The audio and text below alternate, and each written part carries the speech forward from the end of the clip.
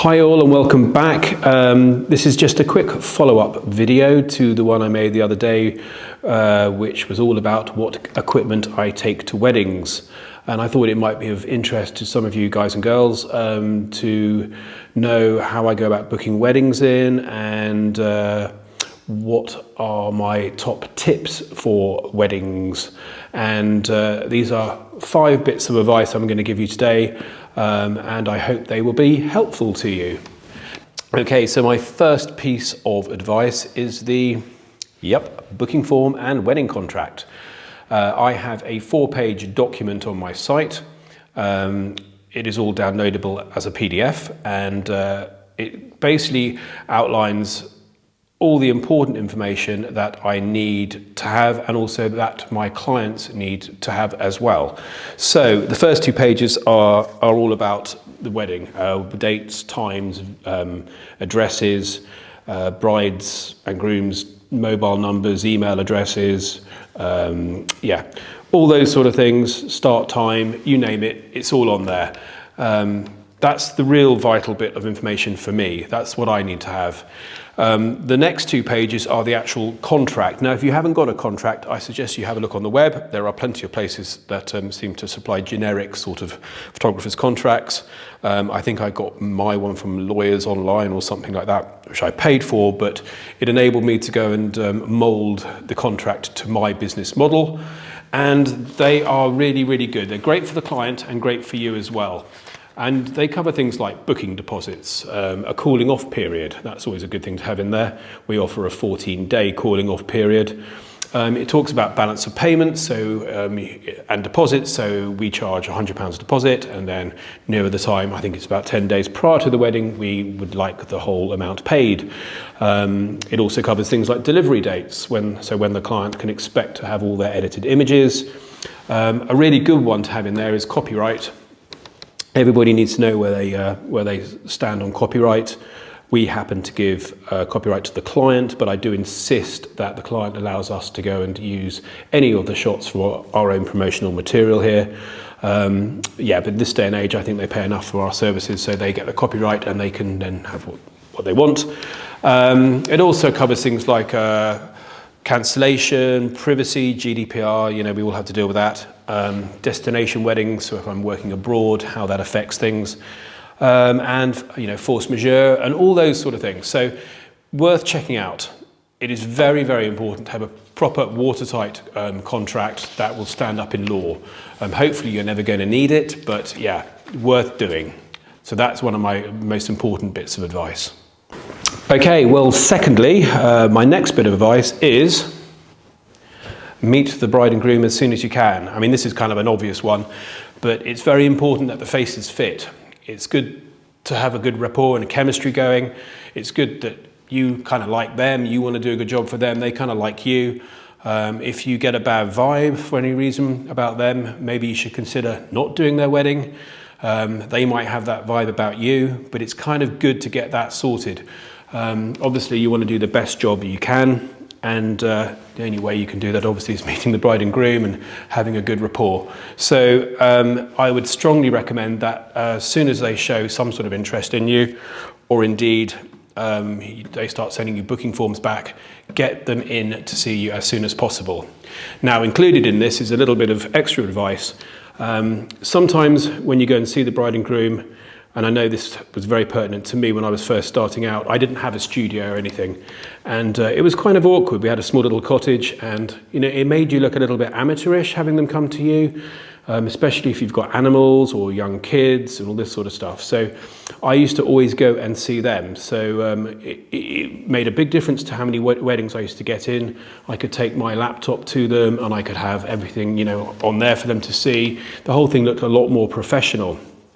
Now I have a studio, I try to get them to come over here because this is quite a good selling point. They come in and they see all my equipment and bits and pieces, and they know that I do this for a living, not just as a part-time sort of weekend sort of affair. And that makes a big difference, but not everybody has got their own studio. So my advice would be probably, unless you've got somewhere pretty decent to go and meet them, I would strongly recommend going to their house and arranging the meeting for there. Yeah, so there you go. That is my second piece of advice. Okay, well, this is the third piece, and this is going to probably sound a bit obvious, but it is communication. And communication is very important. The minute you sort of get an inquiry, it is worth replying straight away. I have recently actually picked up a wedding where the bride and groom were going to book another photographer. It's quite a way away. They didn't actually know that I was around, I don't think. But they were going to use this other photographer, and they got so fed up with his lack, I think it was him, his lack of replying to emails and phone calls, etc., that they just gave up in the end, even though they had gone some way down the line to go and book this chap. So they ended up saying, no thanks, we're not going to do it, which obviously probably wasn't to his advantage, but it certainly has been to mine. So when you get your inquiries, get back to them quickly and give them lots of communication throughout the whole preparation of the wedding, even if it's about weather reports or venues, times, ideas, whatever. Keep those emails flowing. It really reassures the client, and right through from booking the wedding in all the way through to delivery of those images. Clients love it, and it really makes a big difference, and it makes you look very, very professional. So I would strongly recommend you keep your phone calls going and your emails. Okay, number 4 is recceing the venues. Research, basically. So you have got the bride's address, you need to know where that house is, you need to know what it's like, you need to know what the gardens are like, etc., etc., etc. You also need to know how long it's going to take you to get from the bride's house or wherever she's getting ready to the church or wherever she's having the ceremony. That's very important because obviously it affects timings. You've got to be there before the bride leaves, and you've got to be ready to catch her getting out of the car, etc., etc. Again, the same goes for the church. You've got to know exactly what you are dealing with. You've got to know how far the altar is from the back of the church, because that's where you might have to do the photography from. You've got to know how big the room is that you're going to be signing the register in. There's so many things that you need to do. So yeah, again, if you can go and check it out a month or so before the wedding, maybe 3 weeks, all well and good. No point really checking it out sort of 8 months before the wedding, because the weather's going to be very different, and you don't know what it's going to be like. So I always wait sort of between sort of, yeah, a month, maybe 3 weeks to do all those recce's, so I have a very good idea of what I have to do. If you can, again, included in this, it's go to the rehearsal at the church, and that normally happens a couple of days beforehand. And that's always a goodie, because you've got the priest's attention there, and you can discuss with the priest, vicar, whatever he or she would like you or would not like you to do. They rule the roost there, so you pretty much have to do what you're told to do there, which is fine.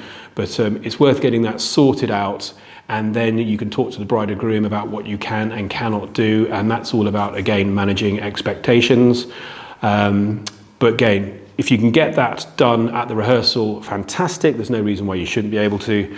I'm going to a rehearsal next week for that very, very reason. I know the church well, actually. It's a chapel, but I know it well.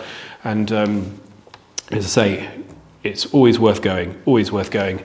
And the same with the venue as well, where the reception is. It is much, much easier to go there well beforehand, do a sound check if you're doing video, know where you're going to be photographing the bride and groom for their solo sort of shots, know what's there and how to use it to the best of your abilities. So yeah, research is everything. Worth spending a lot of time. You can't go wrong if you go and get your research right. And another point about the whole recce thing as well is that it gives you an opportunity to come up with a plan B in case it rains. And that is worth having. It's really good to know what to do if the sky is open and you're thinking, wow, what am I gonna do now? So if you can get that arranged, that's also worthwhile. Okay, insurance. That's the last of my bits of advice, really. Some people go for it, some people don't. If you're a full-time professional like me, you will almost certainly have public liability, and I would reckon that's a good one to have for anybody. It's not massively expensive, but it's a very good one in case somebody, say, trips over a tripod, breaks a leg, and then decides to sue you for it. Yeah, you want to be covered. And if you're doing paid work, you probably should have some sort of public liability insurance. Now, the other one I think is quite a useful insurance to have is camera insurance. Now, I have my gear insured. I have it insured for theft and also for damage. So in my studio, my gear is all covered. If I leave backup equipment in my car, it is all covered. And again, if something is stolen at the church or whatever, it's all covered. It is a nice feeling to know that your stuff is covered and you don't have to shell out $3.5 grand for a new Sony A9 or whatever it is. So I would think that would be quite a good one to do, and it varies how expensive that is, depending on whether you're a professional photographer or a semi-pro or an amateur. But that's worth considering. And the last one that is probably worth considering is professional indemnity. Now, professional indemnity is quite a good one again. If something awful happens and I'm negligent at a wedding and something goes wrong, I don't know, something horrendous, I've set the cameras all wrong, or I've just completely messed something up, and the bride and groom decide to sue me, oh heaven forbid. But if something like that happened, professional indemnity insurance would be very, very useful. So that's worth having. Now, the three insurances can be bought together. I know that there is a company we use called, I think it's Ripe Insurance or something like that. I will put a link down here anyway. But they're quite competitive, and you can go and pay monthly if you wish, and it's interest free and all that sort of stuff. But I think we pay something like £28 a month, I think it is, in the UK here. And it's very good value. It covers me for everything: public liability, professional indemnity, and also for camera insurance.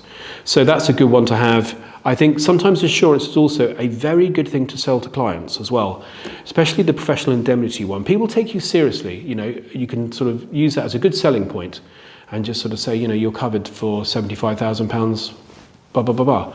And yeah, I think that's got me weddings in before as well. But it is that peace of mind, so I can only recommend getting insured, and I hope you never ever have to use it. Well, that about wraps it up. Obviously, there's a lot more to wedding photography than just what I've said. I think these are probably 5 useful bits of advice anyway. I hope you've enjoyed this video, and I hope that you will come back and watch some more. Many thanks indeed, and feel free to subscribe if you want to.